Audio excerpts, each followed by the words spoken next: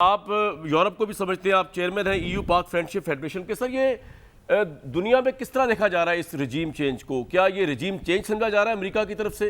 क्या समझा जा रहा है जो कुछ साजिश हुई है? और ज़रा ये भी बता दीजिए कि जिस तरह पाकिस्तानी वहाँ पे पासपोर्ट जला रहे हैं अपने, तो क्या कितना भरपूर रिएक्शन है इसके ऊपर? किस तरह इसको आप इंटरप्रेट करते हैं? पाकिस्तान की क्या पोजीशन है इस वक्त? मुझे ये फ़ख्र है कि मैं ओवरसीज़ पाकिस्तानी हूँ और ओवरसीज़ पाकिस्तानी अल्हम्दुलिल्लाह, शुक्र अल्हम्दुलिल्लाह, इस मुल्क को चला रहे हैं। माशी तौर पर सबसे ज़्यादा रेमिटेंस हम लोग भेज रहे हैं।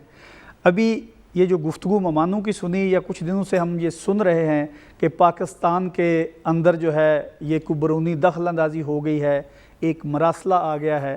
देखें, जो सबसे अच्छी बात होती मुहज़्ज़ब माशरे की तरह, हम लोग सबसे पहले ये जो मरासला था इसकी इंक्वायरी करते, क्योंकि पाकिस्तान मुल्क जो है ये कोई छोटा मुल्क नहीं है। इसके अदारे फ़ौज पाकिस्तान हो या इसकी एजेंसीज़ हों या अदालतें हों, वो इतनी कमज़ोर बिल्कुल नहीं हैं। चीफ़ एग्ज़ेक्टिव जो उस वक़्त मुल्क के थे, उनको चाहिए था ये मरासला जो है वो अपने इन अदारों के सामने रखते और उनको कहते कि इसके ऊपर पहले इंक्वायरी मुकम्मल करें। वो इंक्वायरी मुकम्मल होती, उसके बाद अगर उसमें कोई थ्रेट, रीजम चेंज या कोई ऐसी चीज़ थी, तो पाकिस्तान मुकम्मल एक मुल्क है जो ये यकीन रखता है कि हम किसी मुल्क की मुदाखलत अपने मुल्क में नहीं आने देंगे। क्या ही अच्छा होता कि ये जो मरासला था या जो ये ख़त था, जो भी चीज़ थी, इसको किसी अवामी जलसे में ना लड़ाया जाता। ना वो मुल्क, अमेरिका एक सुपर पावर है, इसको हमें मानना चाहिए। अमेरिका के हम ग़ुलाम नहीं हैं, ये हमारी पूरी 22 करोड़ अवाम को पता है।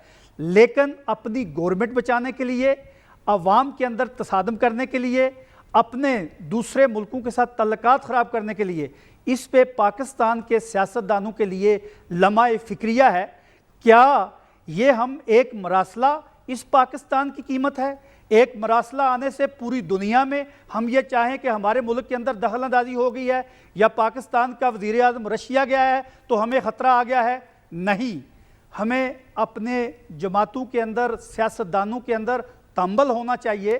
सर, ये इमरान खान साहब का बयानिया या जो अभी हमारे भाई कह रहे हैं फैसल साहब, आपको क्या लग रहा है ये मुल्क किस तरफ जाएगा, किस तरफ चल पड़ा है अगर ये इम्प्लीमेंट करते हैं इसको? और ओवरसीज़ का भी रेफरेंस दे रहे हैं बार बार।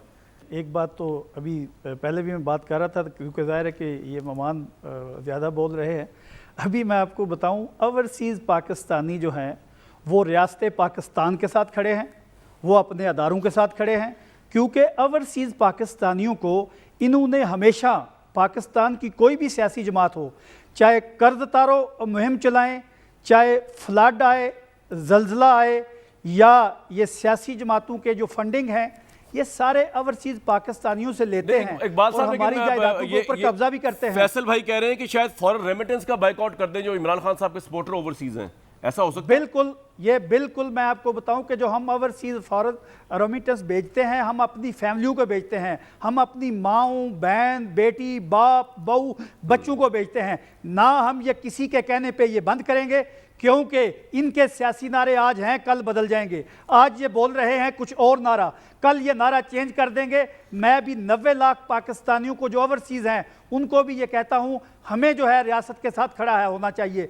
हमें फैसल भाई, आप रियासत के साथ खड़े हुए हैं कि नहीं खड़े हुए? आज इक़्तिदार के बाद इक़्तिदार नहीं, हम रियासत के साथ खड़े हैं। मुझे तो समझ नहीं, मेरे ख्याल से जो हमारे जो मेहमान हैं वो मेरे ख्याल से ओवरसीज पाकिस्तानियों के शायद लीडर है, मुझे तो नहीं पता, लेकिन हम रियासत के साथ, पाकिस्तान के साथ खड़े।